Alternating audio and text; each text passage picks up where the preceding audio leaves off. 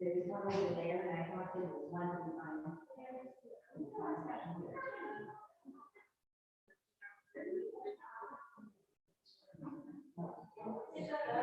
What? If people, yeah, people are starting to get here, we can put the food out. That's fine.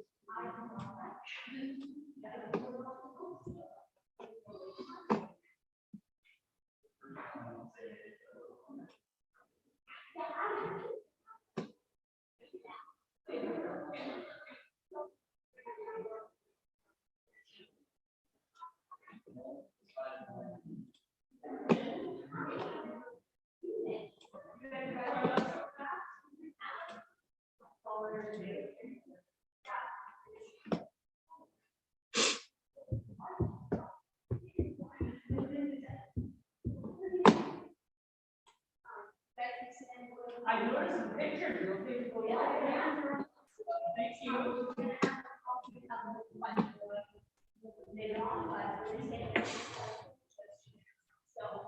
Thank you.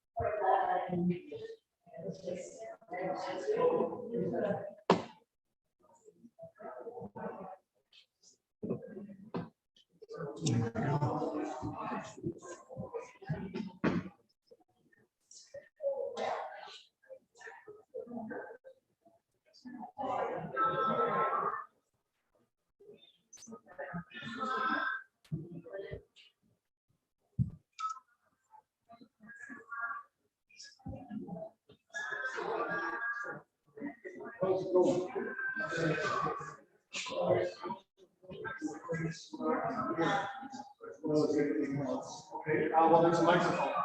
Microphone is right there, so.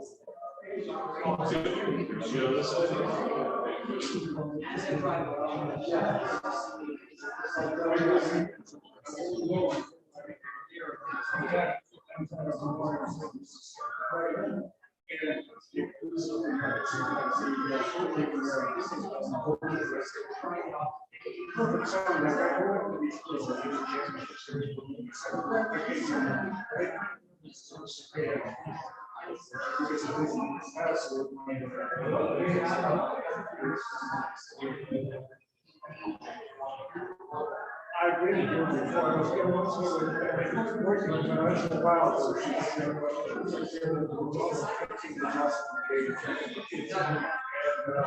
It wasn't working very well. I said,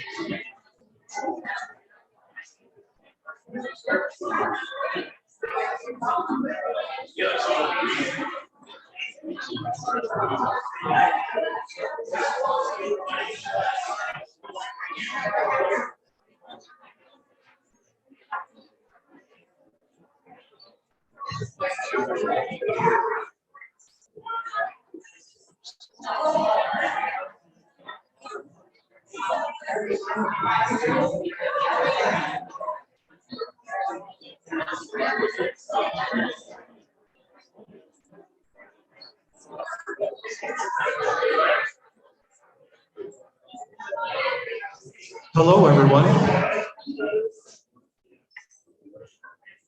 Hi, everyone. Thank you all for coming. I wanted to let you know that there's a table over here with 7 seats in it, best seats in the house, totally available if somebody wants to sit there. I've already had 3 people say, I don't want to sit in the front, but they're great seats. What am I bid? $5, $5. No, hey, okay. We're just going to wait a couple of minutes as we know there's a couple of people coming in, and I'm just going to get the streaming stuff, make sure that that is working for everybody online, because you know, the idea that there we go. People are not able to be with us because they're away or they are in places where they can't easily get away.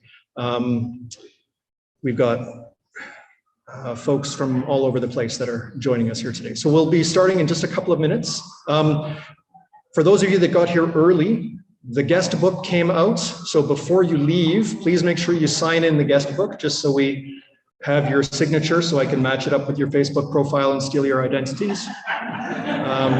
Because that's what I do now. That and cover my grief with humor.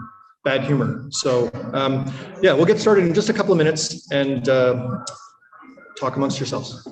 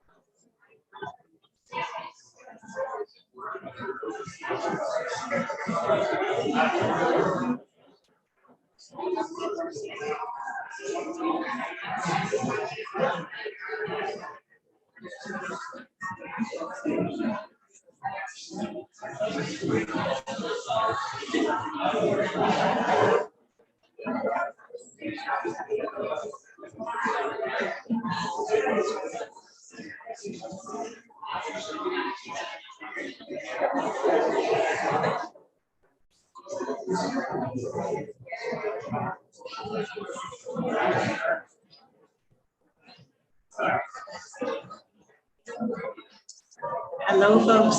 If I could just have your attention, please. Just because we have, this is amazing. The sanctuary hasn't been this full for so many years. My name is Darlene Payne. I'm the lay chaplain here, and I help with events. I can hardly wait to tell folks tomorrow morning how many people are here. But just because we are very, very full, I just want to, I'm going to be the air traffic kind of, your flight attendant for a moment. There are emergency exits here, straight to the back. You can go out onto the deck or straight to the front. There are handicap washrooms on the main floor. There are additional washrooms downstairs. Unfortunately, the downstairs is not wheelchair accessible, but just so that you know. And yeah, stay safe. And you see nothing. You don't know that we're over capacity.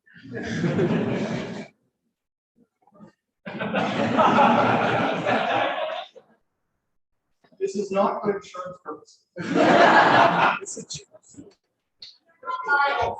Sorry, I didn't realize how that would play right after that announcement, right? Well, thank you all for coming.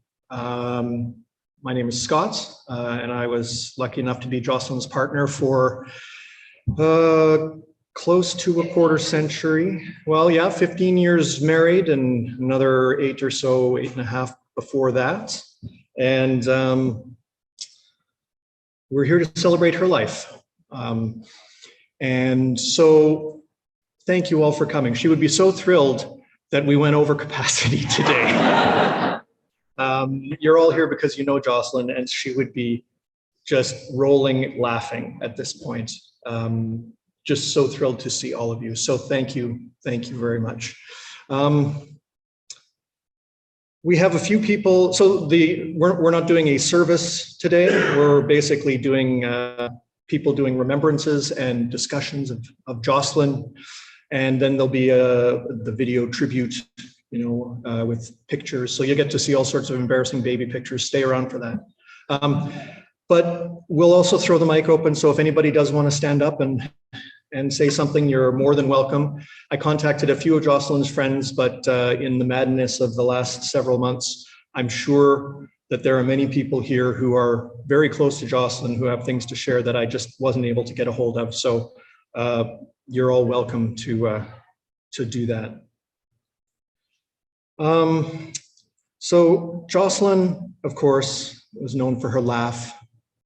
She was a wonderful partner. She was a loving mother to our 2 kids, Quinn and Eleanor, who are down in the front here. Many of you met them, perhaps when they were babies or perhaps when they were at various stages of their life. Their mom would be so proud of the people that they've become today. I know I am. So thank you. They have been the thing that has kept me mostly on an even keel over the last number of months, years, however long it's been. Jocelyn was so many different things, and I think when we look around here, I see people from different parts of Jocelyn's life, and I kind of think, how did she have so many parts of her life that were each a full life with so many people part of it? Like, she was an artist and a singer and a dancer. She worked in various fields. She was a gardener. She was a friend. She was a daughter. She was a mother. And it's just so wonderful to have so many people here. I have a couple more things that I'll say a little bit later in the program, but I'd like to break things up a bit so we don't have the same person talking for all that long. I'd like to invite one of Jocelyn's friends, Natasha Boone, to come up and say a few words of her remembrances of Jocelyn. I'm going to take my water. Thanks. Hi, my name is Natasha, and I am a friend of Jocelyn's. We first knew each other through our respective spouses' band, Shonster and the Monsters, and as and as proxy by marriage band members. Jocelyn and I would meet up on a number of occasions throughout the years, whenever the band happened to be playing, whether it was Folk Fest or Children's Fest, or one unfortunate gig that involved clowns with diamonds in their teeth and a very overweight pony named Zip. But every time I saw or interacted with Jocelyn over these years, I would leave our conversations thinking, I really like that lady. I should really become better friends with her. But as both of us were neck deep in parenting at the time of young kids and working and all those things that life brings, the next step towards friendship just never really happened until I visited my in-laws. Now, I have visited my in-laws on many occasions, but on this particular occasion, I was just kind of bored with being there. And I decided to go for a walk. And as I was walking under those big, heavy trees in River Heights with the heavy leaves that are so green, I was thinking and talking to God. And I said, you know, I could really use a friend in the area that my family and I had just moved into. And I said, you know, and if I'm going to ask for anything, I'm also going to ask for a smart friend. Not that my other friends aren't smart, but I just wanted someone to have some intellectual dialogue with. And immediately, Jocelyn came to mind. And so underneath those trees on the sidewalk, I pulled up my phone, turned on my data, because I'm the type of person that doesn't use data, because I'm cheap. And I turned it on and I wrote her and I was like, hey, I think it's time we had that coffee. And immediately she wrote back in all caps, hell yes. And so our friendship began. And throughout those years of being friends, we mostly met up for walks along the Seine River, Kentliff, St. Vital Park. It was always outdoors. And admittedly, we almost always got lost because neither her nor I have a good sense of direction. But it didn't matter. We had wonderful talks. We shared information about our spouses, about our kids, about life in general. Sometimes we stopped and had a good cry, because that's what friendship does sometimes. And sometimes we'd stop for a prayer, or she would point out the different types of trees and explain to me what they were good for and where they grew and all the details that I didn't know that she carried with her. One thing that was remarkable about Jocelyn was the ease at which she laughed. And she most certainly did not hold back on the magnitude or the ease at which she did that. And for that, I loved her. I loved that big guffaw that she would have right from her belly. It was so wonderful. I have many good memories of Jocelyn. For brevity's sake, I'm just going to mention one of my favorites. And this was hard to choose, but I decided to go with this one because it really does epitomize who she was. This memory is from about a year or so back, I think. Kind of bad with time, so I think it was about a year or so. And we were out on one of our walks. It was a Saturday. And this time we were walking along the Nikawa Trail, the one that winds down from Nikawa Street onto Fermor, I believe. And it was a sunny day. It would be one of our last longer jaunts at that point. I remember the afternoon being peaceful and quiet, and just a good day to be together. Jocelyn was wearing one of her black one-piece outfits that she had bought recently and had admitted to me that she had worn for far too many days in a row. She had on one of her many scarves as well, and a hat. By this time, I'd learned to walk a little bit slower for her. That afternoon, she and I, save for one cyclist that sped past us, and Jocelyn yelled out to slow down, because that's what she did. We were the only ones in the park. We spent our time chatting about our kids, our respective spouses again, and our mutual frustrations about the healthcare system and stuff that each of us were trying to get through dealing with health stuff. And that's when we heard it. The sirens, honking, noises, so much noise off in the distance, coming closer and closer, interrupting our peace and the trees and wildlife that we had been enjoying. At first, we thought they sounded like ambulances, making noises to warn people to get out of the way. But they kept getting closer, and they continued, honk, honk, honk, with increasing presence. We raised our voices so we can continue our conversation, but soon that got too difficult. And it pushed us to make our way to the edge of the woods so we could see what the heck was going on. We ended up standing on the edge of Nikawa Street in Fermor, right at the intersection there. And that's when we saw them, trucks. This was a convoy, a freedom convoy of trucks, semi-trailers, and various farm equipment, all taking their turns, making a lot of honking noises and inching towards the intersection at which we were. We were the only two people there, the only two pedestrians. It was us and it was them. We saw a Canadian flag draped out of the side of one. We saw a big sign that said the words freedom, what I presumed scrawled in black Sharpie marker. A younger boy was hanging out one of the backs of the farm vehicles, and I could see that he had a sign that said not vaxxed in capitals. And in the noise, Jocelyn and I couldn't communicate anymore. We couldn't say anything to each other, but the walk signal came on. So we had to walk across.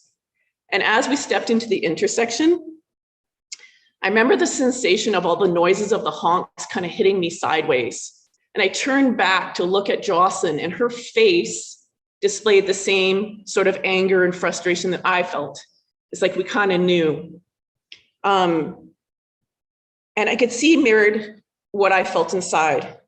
And I realized the absurdity of it all. This convoy was honking at an audience of two people who were the most vulnerable during this time, with her brain tumor and going through chemo treatments, and me having had a recent transplant. And so we were both immunosuppressed and most vulnerable, and this audience couldn't have been worse for them to pick. And so as she and I passed in front of those trucks that afternoon, as we crossed the street, I remember looking back at her at one point, and she was planted in the middle of the street in front of that big truck with the convoy, and she was flipping them off. And I remember thinking at that point, I've met a kindred spirit. I love this woman. And I'll admit, as we got to the other side, we fell into each other in the boulevard, killing ourselves with laughter. We were like two middle-aged hyenas out on parole. We were just laughing and laughing because this intrusion, this absolute audacity of intrusion into our lives that day. What do you do but respond, realizing that life is so fragile? They couldn't have picked an audience more understanding of that. Jocelyn understood this, maybe not at first, but she came to understand this. And by the end, she knew. And on those walks, slower, less frequent by this point, we chatted less about our spouses, their band, our kids, and we ended up focusing more talking on the trees, God, what happens next, and how beautiful flying squirrels are as they jump from branch to branch.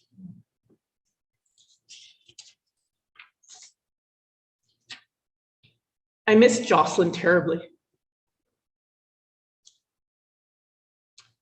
But I'm really grateful I got to share a bit of my life with her and her with me. I'm really thankful that I made that small little overture to finally have coffee with her. She's deeply, deeply missed.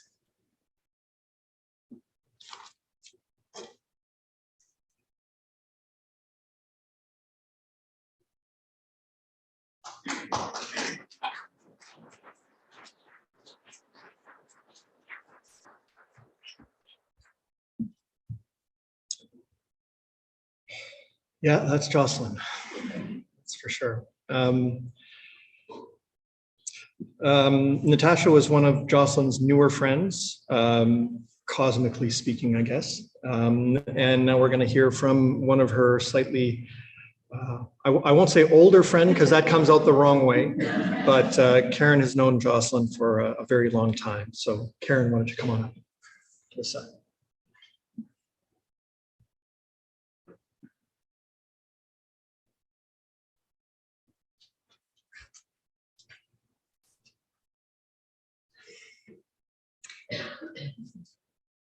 I met Jocelyn in kindergarten.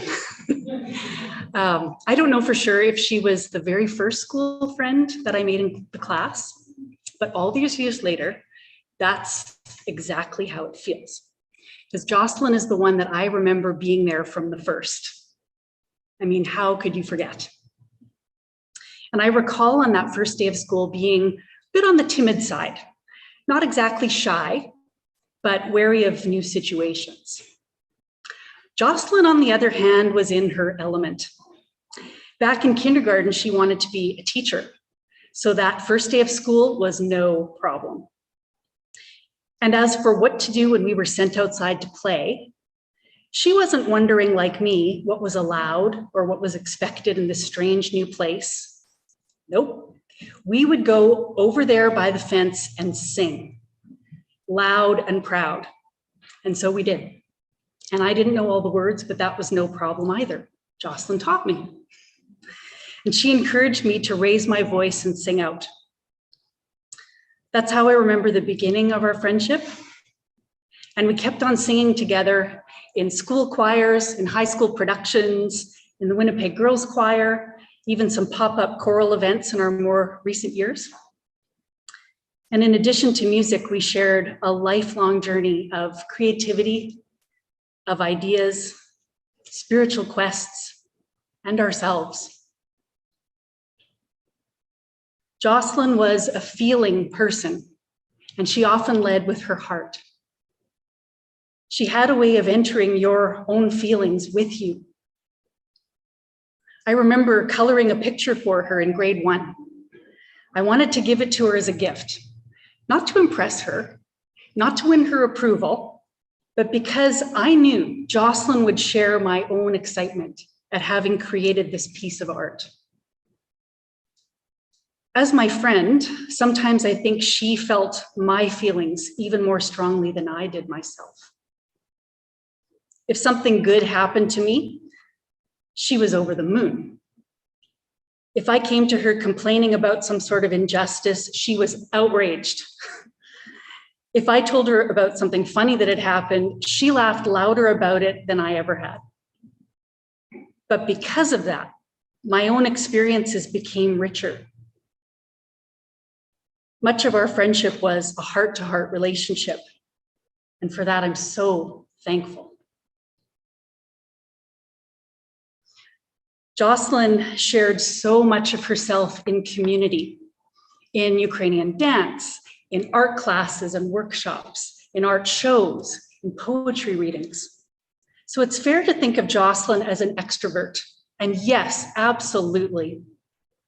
And she also had a deeply introspective side, a part of her that thrived in moments of contemplation and solitude. Ever since I've known her, she took quiet times to reflect on why and how, deeply questioning, searching for answers, finding and making meaning. And that reflective questioning side shows up in much of her art and performance that she so willingly shared with all of us. I think it's also the part of her that drew her to the sciences, to botany, to graduate studies in landscape architecture, with a focus on playgrounds, of course. These were areas that sparked her curiosity and her passion, in which she made inspiring contributions.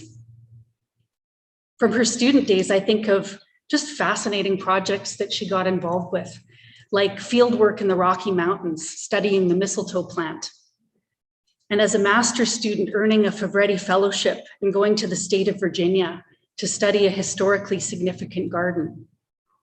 I think of that because one of her favorite childhood books was The Secret Garden. That's just beautiful. And in her studies and in her professional life, again and again, she combined method and analysis with style, beauty, and design in such a Jocelyn way. Jocelyn's willingness to speak her mind, her boisterous laugh, and her ability to address a crowd might also lead us to call Jocelyn fearless.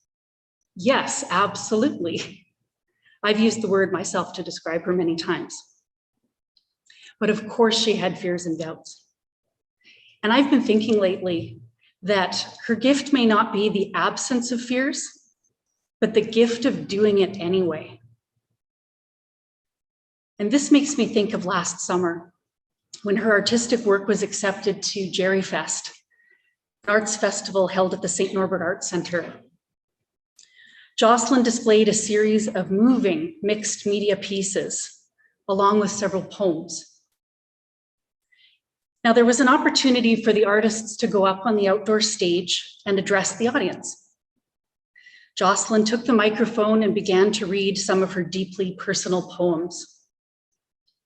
And then, in a magical moment of artistic energy and synergy, she departed from her prepared text and began to improvise a spoken word offering.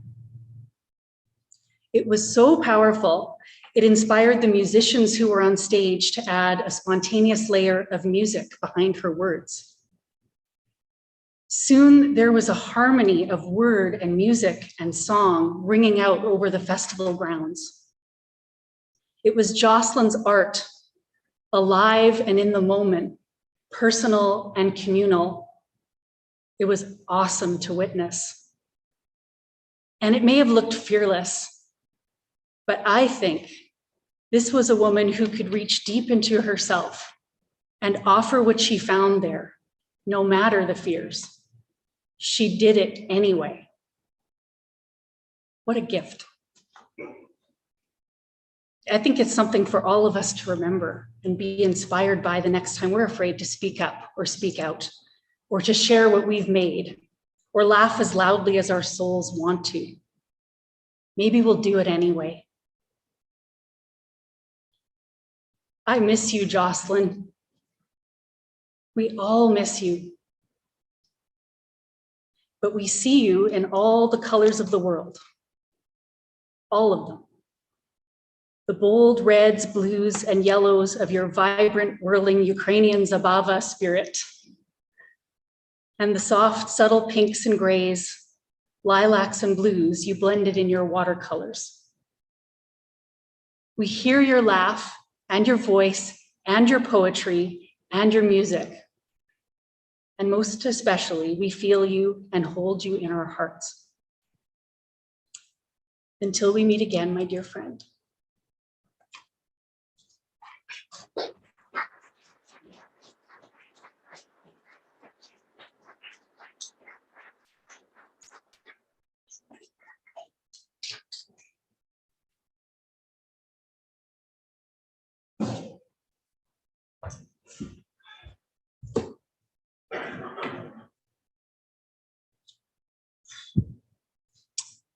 Thanks, Karen. Yeah.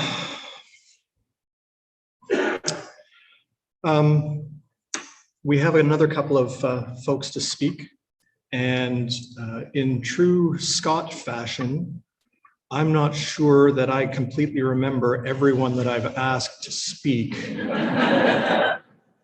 And so if you were asked to speak, maybe just give me a little high sign. Yeah, okay, we got one there, and then we got one over here. Okay, I think I might actually have everybody. Okay, we're gonna depart from. I guess we won't depart. We're gonna follow on what Karen was talking about with the art side of things. As many of you know, Jocelyn was a prolific artist. We have boxes and boxes and boxes of art and poetry and writings and things that would one day become art. And the great thing about being a mixed media artist is that by definition, everything is an art supply. So therefore, when you see something, you take it home so that it is an art supply that you will get to.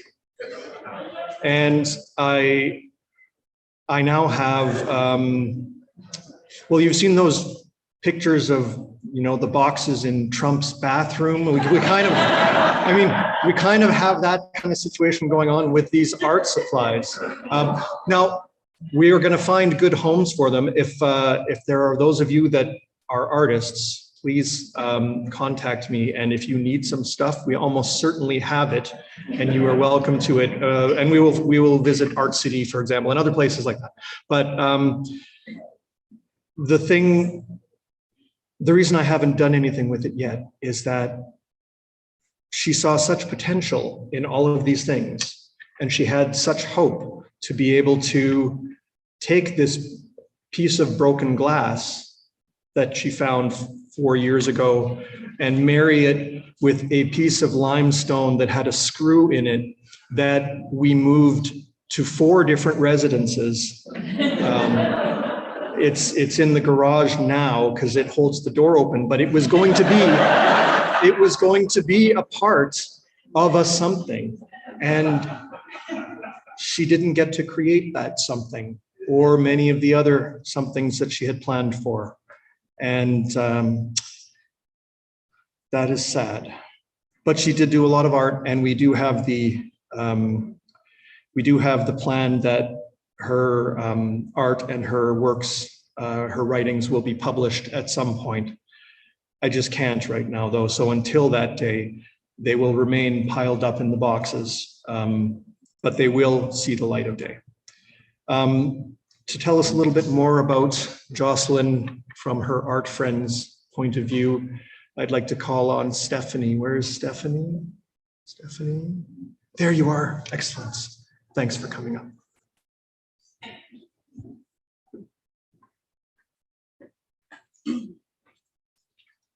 Hi, everyone.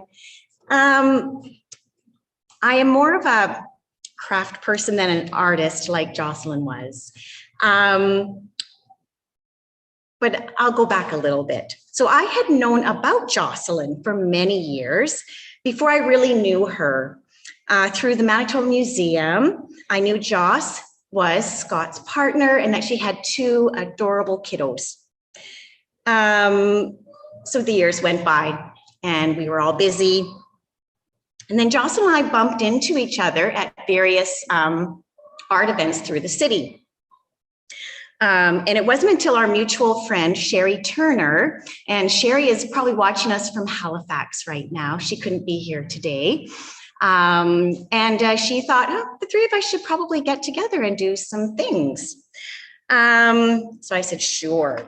So I'm really grateful for and thankful to Sherry, who really made that bridge and allowed me to get to know Jocelyn much more deeply over a very short period of time. Thus, a special friendship began between the three of us. So we went to art shows, to lunch, of course. Going out to art always meant either coffee or lunch or beer afterwards to talk about the things that we had seen and learned. You know, here's the thing with Jocelyn. She just made the most of every moment she had. I became dear friends with her when she was very sick. And you just saw the strength in her to make every moment count. I learned a lot from her. So she was always up to going to shows, if she was feeling well between treatments or between appointments. And as soon as she said she might like to do something, Sherry and I were there. We were making it happen. And I'm so happy that we did that. Could be going to lunch at a new place or pulling off the side of the road and collecting bulrushes. So that happened about a year ago. It was a blistering hot July day, and Jocelyn was feeling well, and we've got to get this stuff so we can make some baskets. And so we hopped in my car and off we went. I forgot our rubber boots. That's okay. So the really nice stand of bulrushes, and of course, we hopped out and we stepped about shin deep in very warm water. And of course, you can imagine our laughter at that point, but we carried on and tramped through the ditch and collected some beautiful sedges. And there she told me lots of stories about her days studying botany and her field work in the Delta Marsh, etc.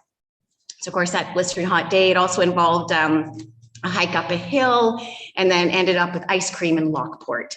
So we had a wonderful day that day. And of course, eventually we sat down together and made some beautiful baskets together. The three of us, Sherry, Jocelyn, and I, shared lots of stories and almost always laughing uproariously at usually very inappropriate jokes. It was awesome, and she was awesome. And whenever I hear that word awesome, I do think of Jocelyn because, first of all, it was one of her favorite words. And she just was.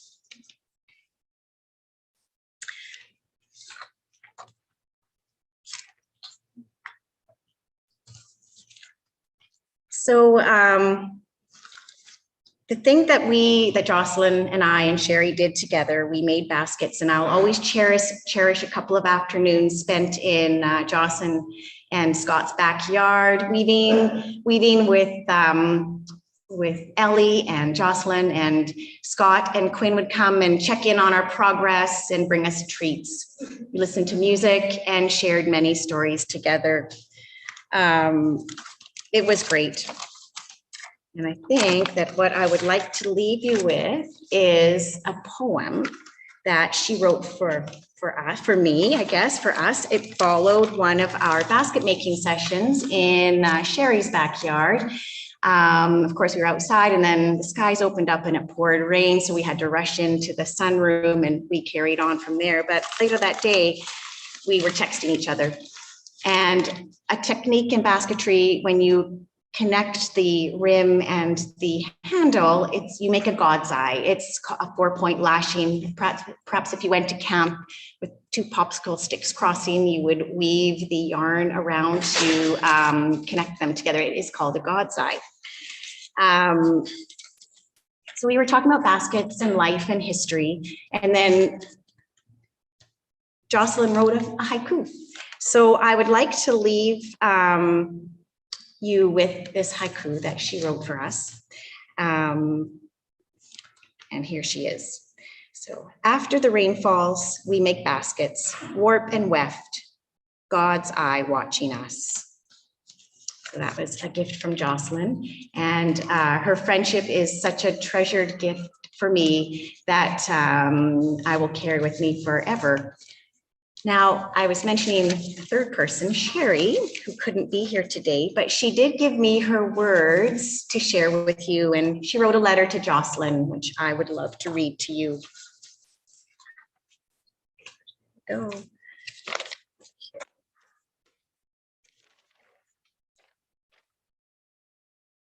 My dear friend Jocelyn, so these are Sherry's words. My dear friend Jocelyn, when we met at the Artist Mothers Group at MAWA, I was immediately smitten with your smile, laugh, passion, talent, and sense of humor. I feel so fortunate to have spent so much time together in these past few years, going on adventures with Stephanie, making art at Creative Revival Art Club and Sandra's, eating good food, trying a few beers, and so much laughter. In between the hope and the heartache, there are some beautiful lasting memories. I will be forever grateful to you, Scott, Quinn, and Eleanor for trusting me to share this precious time with Jocelyn. From one poet and artist to another, this poem is for you, Joss. Cheers and love, Sherry. And here is Sherry's poem. When you have a friend who makes you laugh like no other, makes you think and create, you hold her close and thank the stars that delivered her to you. Precious time and experiences, cheekiness and deliciousness. Merci, mon ami. Merci, mon ami.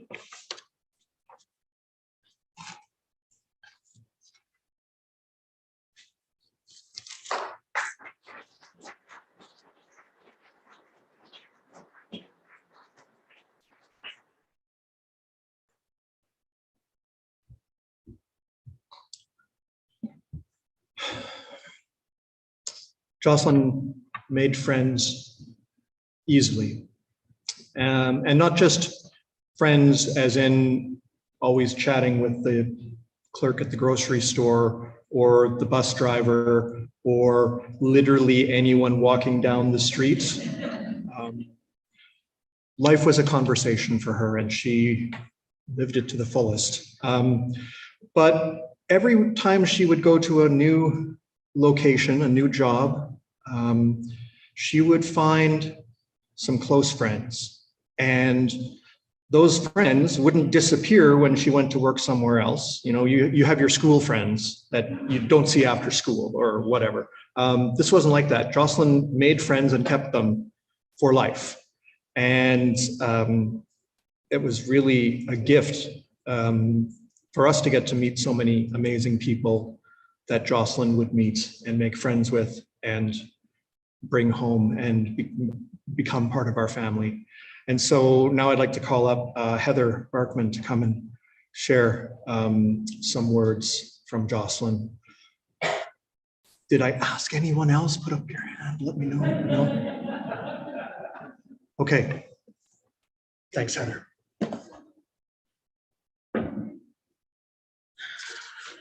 Hello, everyone. I had heard the laugh long before I had the privilege of meeting her.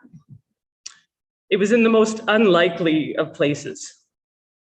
This particular office was not known for hearing much laughter.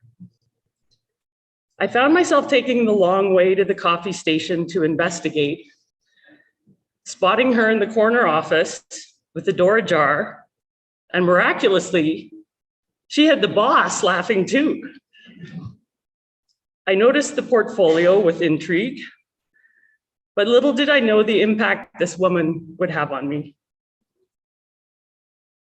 In the years to come, she would describe her time in that office as a round peg in a square hole, but she made all of the difference to me. Suddenly, there was so much humor to be found and such a different take on things. Some of our best times were spent going out for sushi. The wait staff would see us coming and gingerly lead us off to the far off corner of the restaurant, knowing full well the spectacle that was about to unfold. Our animated conversation, intermingled with Jocelyn's contagious laughter, was somewhat disruptive on the establishment. Those lunches were the brightest spot for me in that era. Jocelyn was brought to me in some of the darkest days of my life, and she made me laugh like nobody could. She gave me the lightness, love, and showed me the ability to spot the ridiculous in almost anything. She transformed my playlist, which at the time was heavy on the punk rock, by adding more fruit to my diet. Ruth Moody, Bonnie Bear, John K. Sampson. She was my unpaid therapist, the best I've ever had. Feeding me podcasts and teaching me how to forgive myself. She taught me how to dance in a bold and courageous fashion at the office Christmas party. Come on, Eileen will never be the same. Even after we both left that office, she remained a strong and positive force in my life. And I'm so grateful for all of the influence that she's had on me. I'm indebted for her ability to listen and advise, and also to change the lens when I examine myself. But what really brought Jocelyn to life and made her eyes shine was when she talked about Ellie, Quinn, and Scott. She was beyond proud of all three of you. She beamed and laughed as she relayed to me all the well-told and descriptive stories of your household. Getting to know the three of you through her and George was so healing in those early days, and I really appreciate the strong family that you are. I miss you so much, Jocelyn. I know that somewhere you are lighting up everyone with your laugh. Thank you.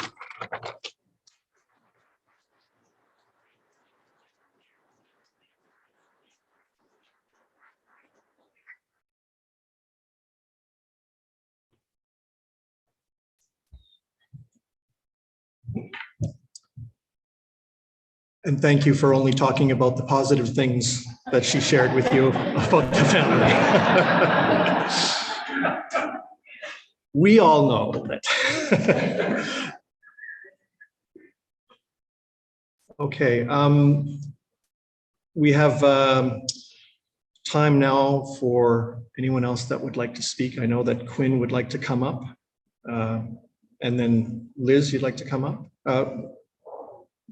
Why don't we go? Sure, Liz, you come on up.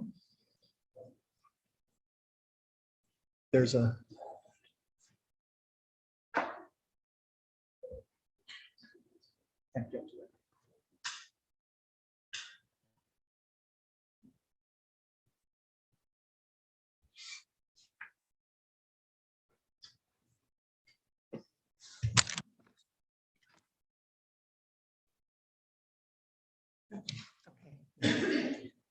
Good evening, family and friends of Jocelyn and our family and friends. It's hard to lose a daughter, a child.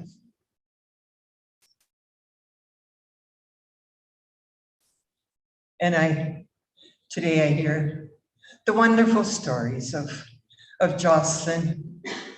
And I know she was an awesome kid. But you're never supposed to brag about your child. So it was good to hear all the positive things about Jocelyn. And at this moment, as I said, it's hard to lose a child, but I wanted to share some good news with you. And normally we hear the good news on a Sunday. And the good news really shocked me when she was only a child, a 2-year-old child. And we were going to a family funeral 100 miles out of the city. It was a snowy January day. And we weren't sure what to do with Jocelyn. And we said, okay, this is an Orthodox funeral. We're not sure how to handle it in case the coffin is open. And so we decided we'd sit at the very back of the church. And the whole service was done in Ukrainian, a language that I didn't speak and she didn't hear. And the minister was doing the homily, and he got up and started telling everybody what a wonderful person this was. And he was definitely a wonderful uncle. And a tear began to roll down my eye. And she wiped my tear. And she said, "Don't cry, Mom. He's going to this wonderful place where I came from." So just remember that it was hard to lose Jocelyn, but she's gone to this wonderful place where she came from. Thank you.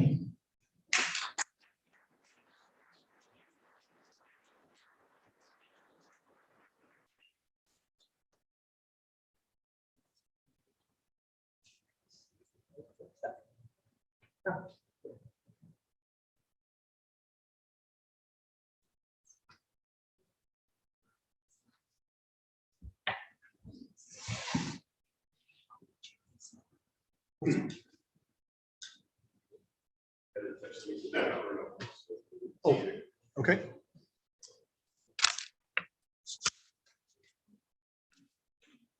Okay, Quinn, would you like to come up?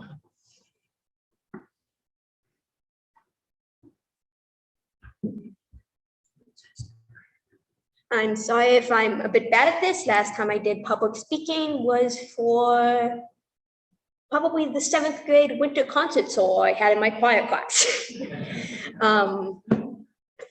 So I knew Jocelyn for 15-ish years. Very close to me. I lived with them.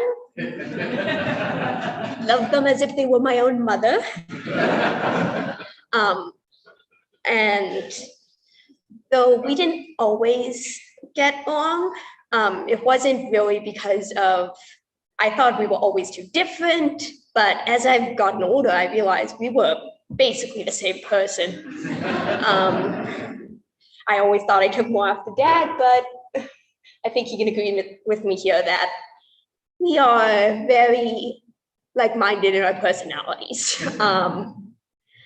Both very stubborn, and two stubborn people together can lead to butting heads. And that made it hard for a lot of my life to spend time with her.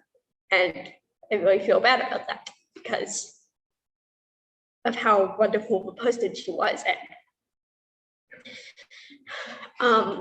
So I don't know if people know why we chose this venue, but we had went to a church here. One distinct memory I have of this place, other than the time I got into a lightsaber fight and a kid broke a yardstick over someone else's head,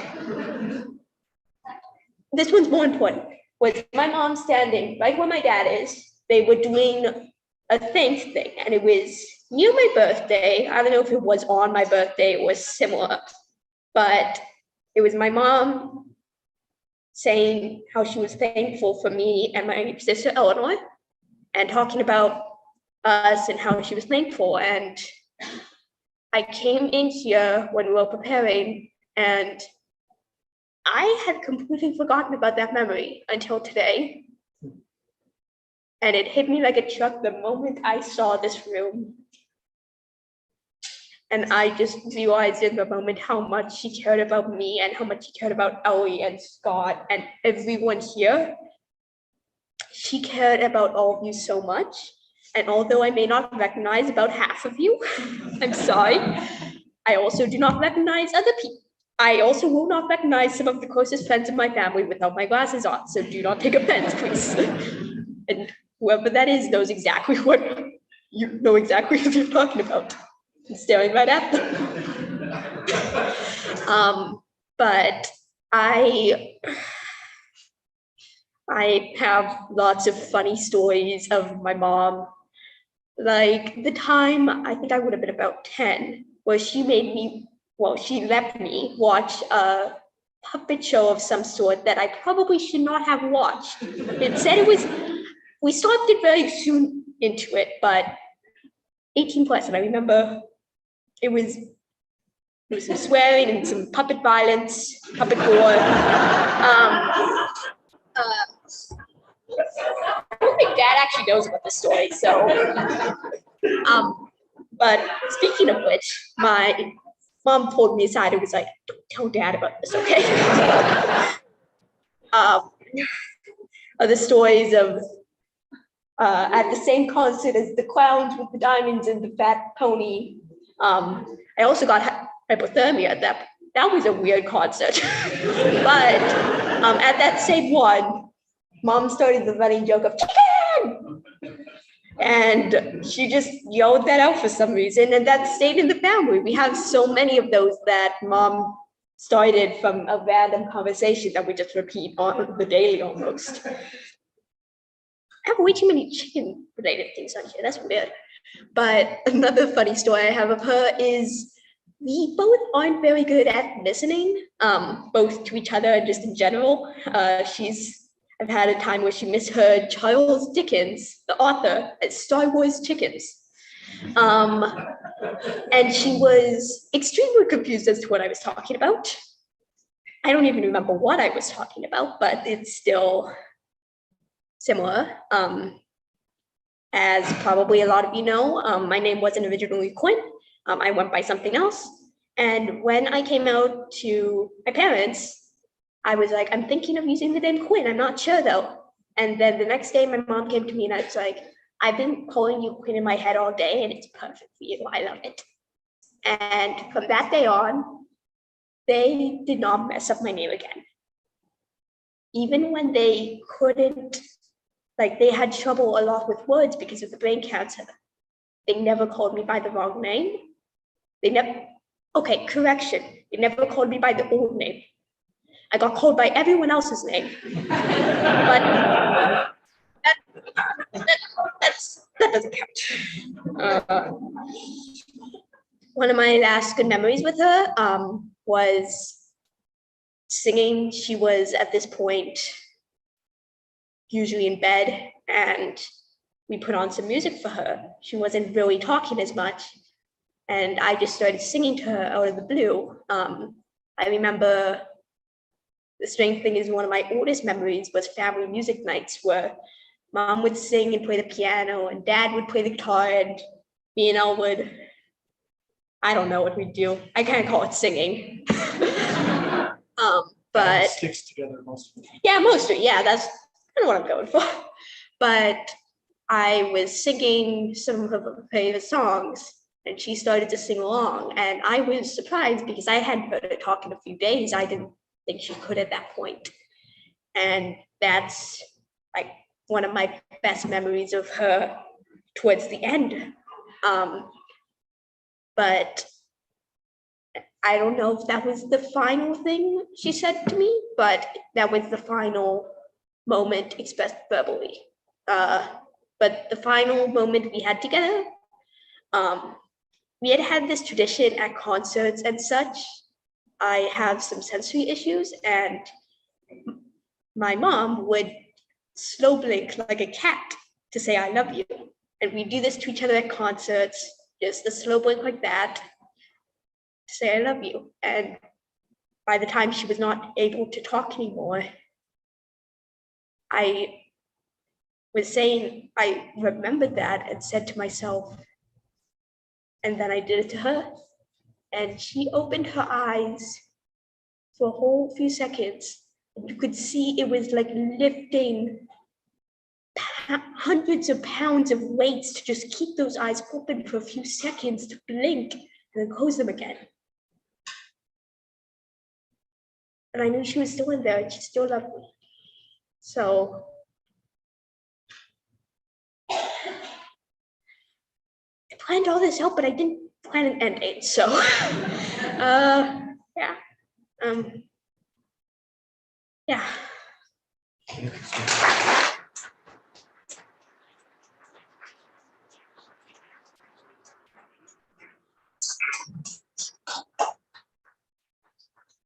Thank you, Quinn.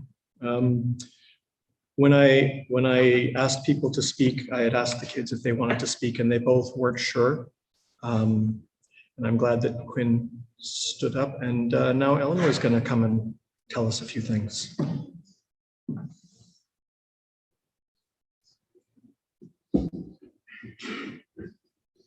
Hello. I don't really know what to say, but my mommy, I was kind of always, I wouldn't say closer to her, but no offense, done. But you know, I would sleep with her every night, and we would read The Secret Garden and Narnia, and yeah, we would just fall asleep in each other's arms every single night, and it's really nice. But I have lots of memories with her, and she was my best friend.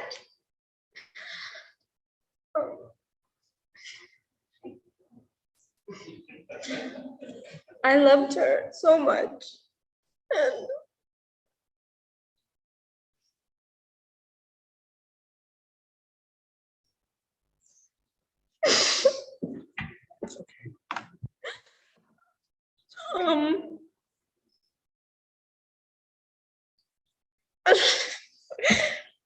okay, I have a memory.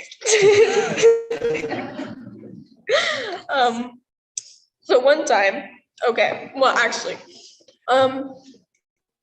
Mom had an iPad, and I would always go on it because I'm a little iPad kid. And I would save a bunch of cute animals on her Pinterest board. And one time we were going through them.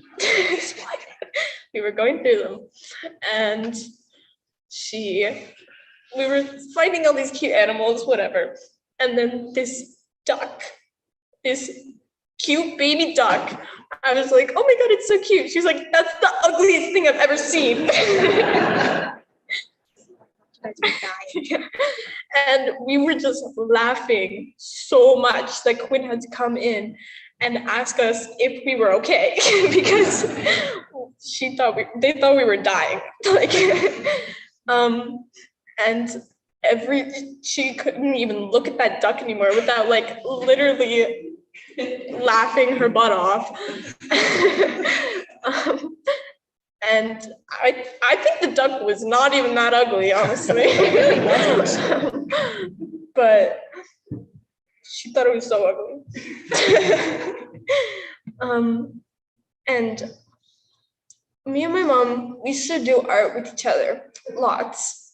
And it was a really, like, I would always like paint on myself. I get paint everywhere and like draw on myself always. And one time she just like took off all my clothes, didn't give me a piece of paper, put paint in front of me, and I painted all over myself because there's no point in like giving me a piece of paper because I wasn't going to use it. And but then I realized that paper actually like can do stuff sometimes. And so I started writing with her, journaling with her, and we would listen to music and just like sit there and write, and put stickers everywhere. And it was amazing. And I wish we didn't really stop doing that, but we kind of did. But it was really special to do art with her and to sing with her and to dance with her and to look at that duck every single time we went on Pinterest. And yeah, I miss her a lot, but I know she's always with me. So yeah, thank you. Great job.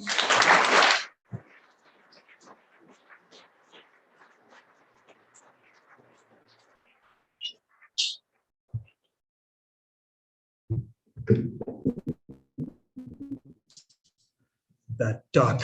Oh, God.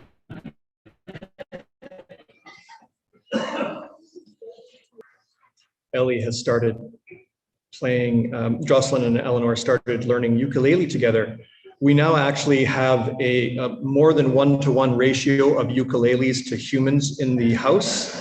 So, but the two of them were using an app and doing some things together. And Ellie has continued to play and is now playing guitar and singing and doing all sorts of things as well. And Quinn's art career has taken off through school and projects they're doing on their own. And I think Jocelyn would be very proud of both of you. And you are still doing art with your mom every single time. Would anybody like to come up and share anything? John Paul, of course. Thank you.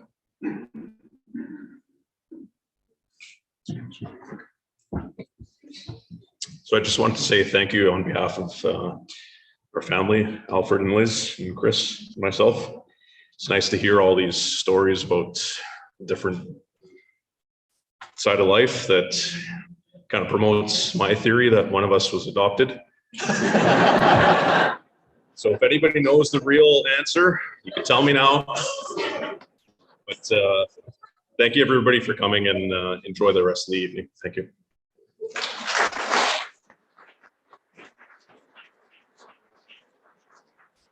It's funny to hear you say that because you and her are so alike.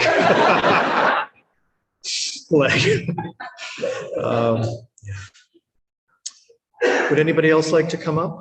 No pressure. Oh, come on up.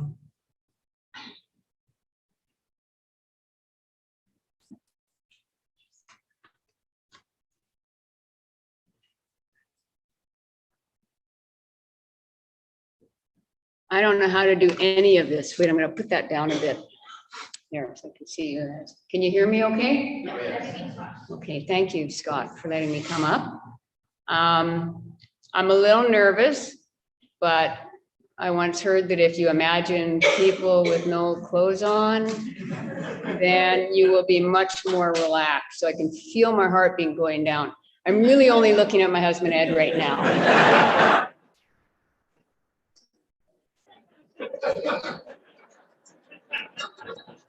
Oh, baby.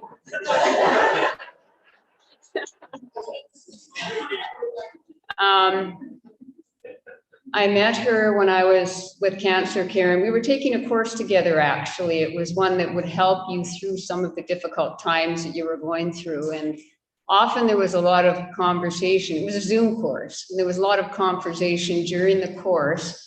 And we would get a little bored of it. So we would do a sidebar in the chat section and have some conversation. So it was just lovely. But I think sometimes we weren't quite sure what was going on with the group. So we would have to go back in and just pretend that we could keep up. But one of the things I noticed about her was that she had an excellent sense of humor. And she had a little bit of a weird sense of humor too, you know, and it was something that I totally related to. So as I was sitting here tonight and you guys were describing her so well, and I poked Ed and I said, you see, other people can be like me, a little bit weird. And he looked at me and he said, I'm not sure.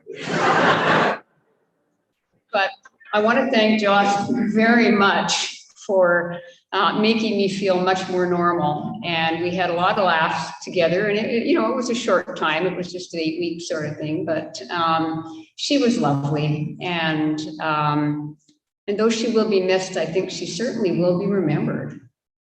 So thank you very much for the opportunity to speak.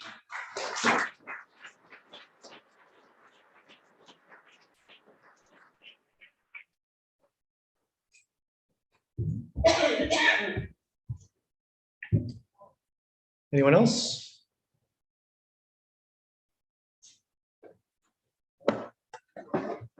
Going once? I have to stall a little bit while I get the video presentation ready here. So this is me stalling.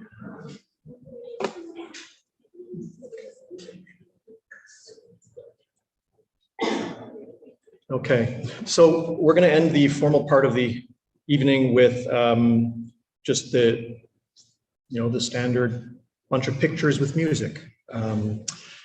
I put this together myself, not realizing what a bad idea that was in some ways.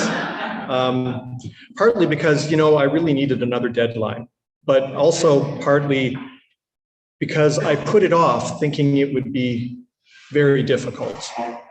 We bought a digital camera before Quinn was born, and so we've been, and then phones had cameras after a while, and so I think we went through about 19,000 digital pictures. Not all of Jocelyn, but I thought that was going to be hard. And every time, I don't know if you use iCloud, but they show you the most recent pictures first, and then you sort of page back and so on. Well, I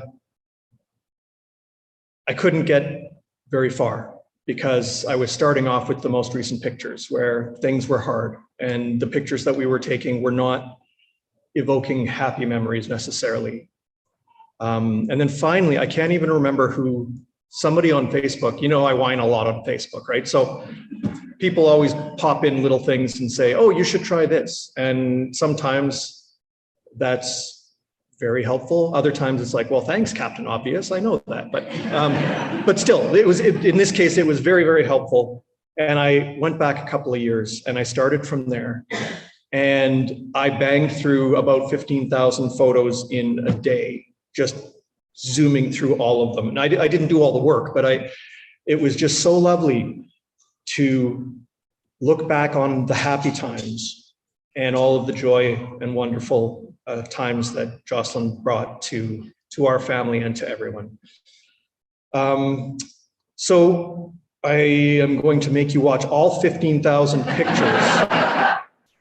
I have a 4.5-hour playlist. Actually, no. I'm going to put this on, and then the formal part of the evening is over, but there is, of course, food and coffee and tea and drinks and all sorts of things. Please mingle. I did get to see many of you on the way in, but not for nearly enough time, so I'd like to spend time with everyone. We'll also have a little slideshow going of just random pictures, not accompanied by music, that will just be on here as well. But this will be the final part of the evening, and I think this remote will work from here. Let's see. Oh, yeah. But we have to turn off the... Oh, yeah, that's the Zoom. Yeah, we just have to mute that. So you don't want to hear me saying what I said 15 seconds ago. All right. So we'll finish up with this. Thank you all for coming. Have a great evening.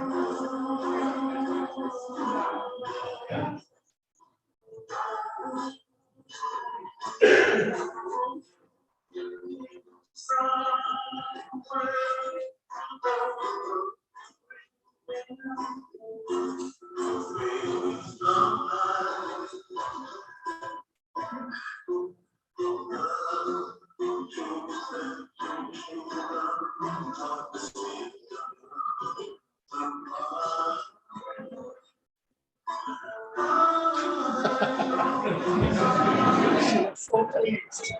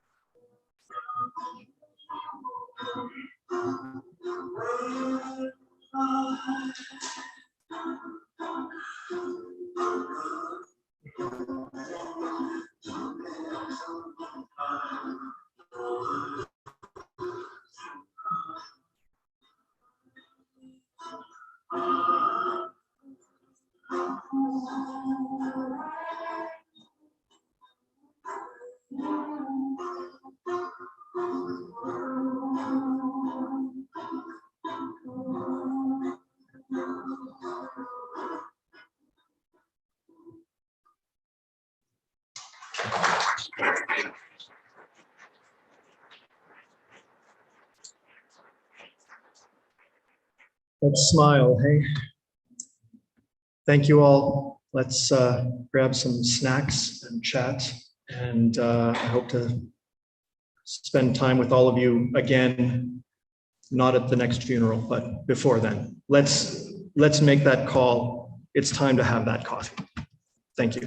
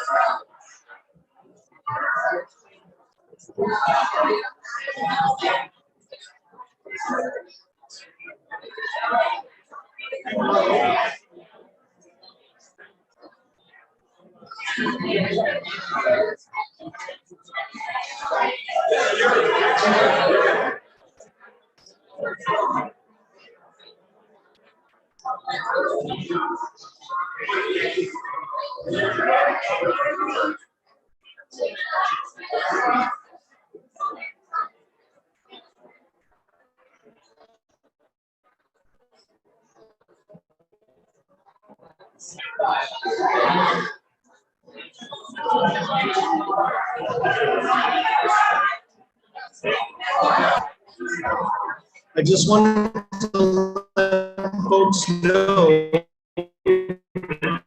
there are also some fight through the line here. You can go out there.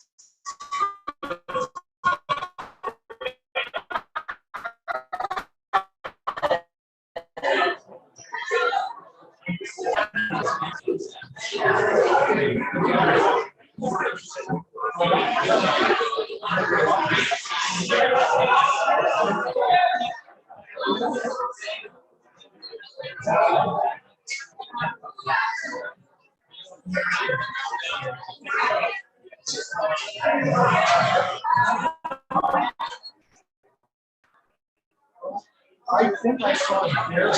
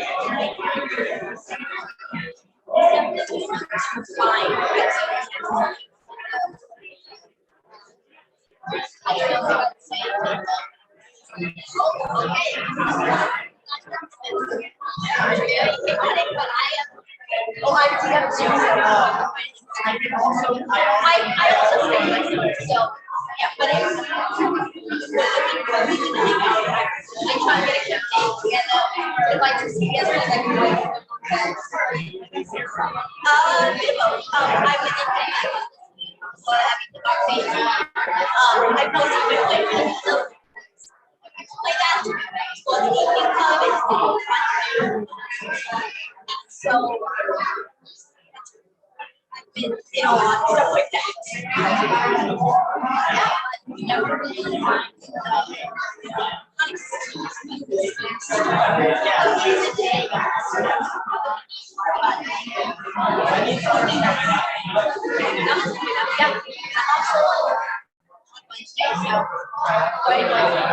I just like to give you a hug for your mom. So you your mom for your mom. That was very nice.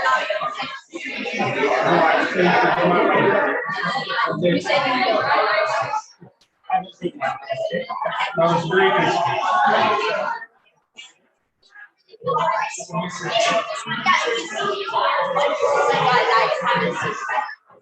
Yeah.